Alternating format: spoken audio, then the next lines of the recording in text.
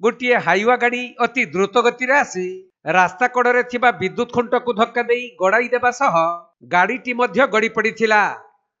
तेबे हाइवा धक्का भांगी पड़ा खुंटरे विद्युत संयोग थिले गाड़ीर चालक जीवन बंची जाइछि, किंतु अति गुरुतर अवस्था उद्धार करी डाक्तरखाना रे भर्ती करा जाइछि। एपरी घटना घटी संबलपुर जिला रेढ़ाखोल बौद्ध रास्तार केलाकटा छक निकटरे। मिलिथिबा सूचना अनुसार गत विलंबित राति प्राय गोटाए समय रे बौद्धरू रेढ़ाखोल पटकू अति द्रुत गति जाउथबा हाइवा ट्रकटी केलाकटा छक निकटरे भारसाम्य हराई रास्ता कड़े थिबा एक विद्युत खुंट को जोर रे धक्का देइथिला। फल विद्युत खुंटटी भांगी जाई तार छिंडी पड़िथिला।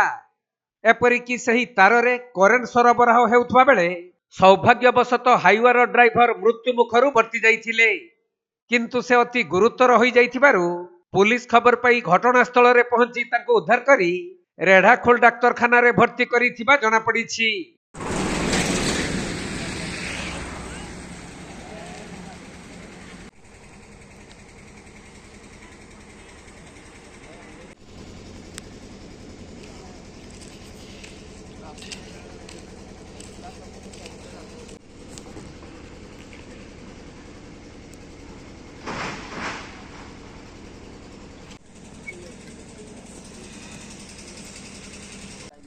संबलपुर जिल्लारू विनोद कुमार सेठी रिपोर्ट, कोणार्क लाइव।